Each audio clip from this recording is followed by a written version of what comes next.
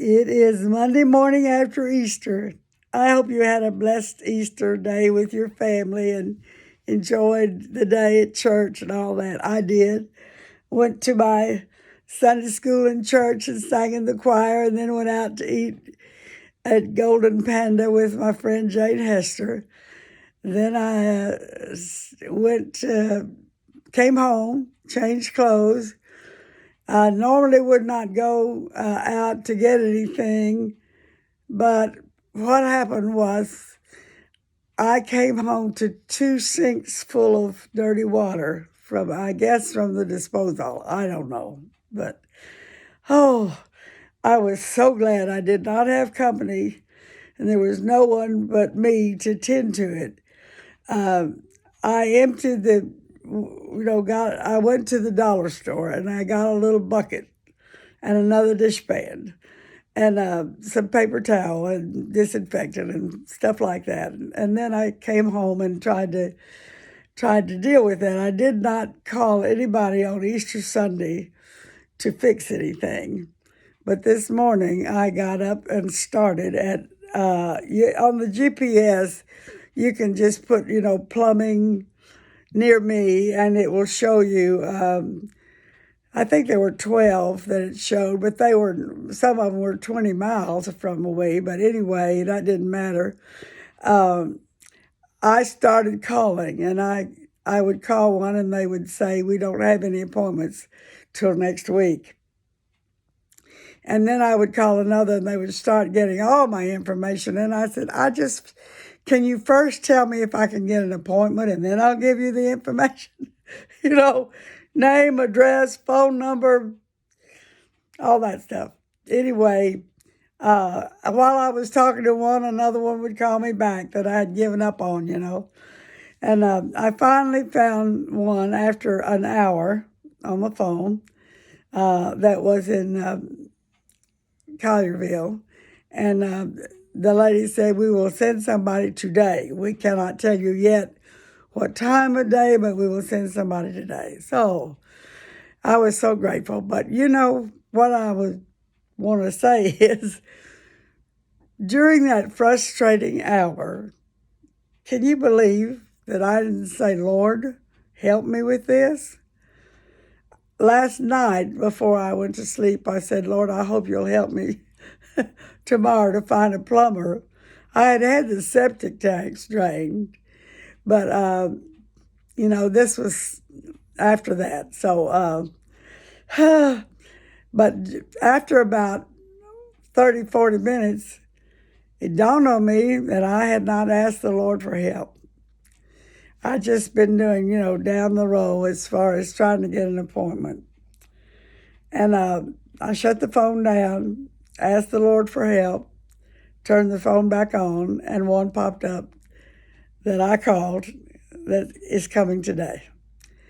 We do have the power of the Lord in us. And Dr. Jeffers preached on that today. We have the power of the Holy Spirit. But what happens to us, to me, to hundreds of other, what we call ourselves, good Christians? We have not because we ask not, and we don't think about little things. The other day, it was Thursday, I began to search for my CD track of Via Dolorosa because I wanted to sing it Friday night at the Cranes. My son had just bought me online a new CD player because I have 3 CD players and none of them the CD. Yeah, the radio works, the cassette works, but the CD player doesn't work. So when my son couldn't fix it, then I knew, I needed a new one. So he ordered me a new one, and it came. And there I had the new CD player able to work and couldn't find my CD. I searched and searched, just like the woman with the coin. Finally, in desperation, that's when I do it. I can't believe I do that. I said, "Lord, please help me to find that CD. I know I didn't file it. It is somewhere laid down or in a CD player or something like that. Within the next few minutes, I went to the pantry, and on the floor of the pantry was the CD player that didn't work. Apparently, my son had set it in the floor of the pantry instead of on the counter where we were testing it, Or maybe I did it at 91, who knows?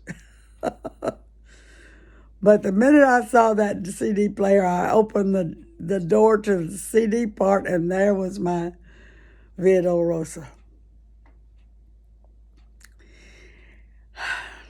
It's amazing that we who love the Lord forget so often that He cares about every minute detail of our lives, about the little things that frustrate us.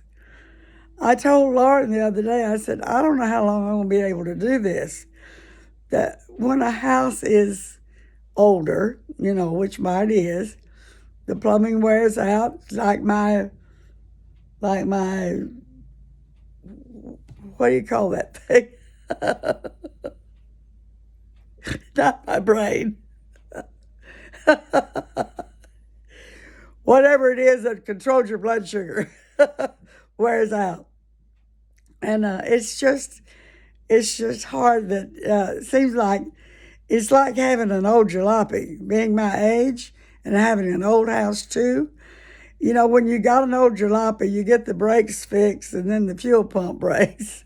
And you get the fuel pump fixed and then the tire goes flat. And you get the tire fixed and the exhaust thing falls off. It's a lot of stuff to deal with. Every bit that God allows us to go through is a teaching tool, is a training lesson. I don't have to get online and be trained. I'm being trained daily. One step at a time, sweet Jesus, I'm being trained. I woke up thanking God for my sons and for my warm, clean bed and for my nice house and my beautiful yard, which needs mowing and all that. But nonetheless, the trees are here and it's a beautiful day and the flowers are blooming and I'm grateful. I'm grateful for 2 sinks full of dirty water, which I keep dipping out. And I do have sense enough to pour them on the flowers outside. It all works. God bless you today.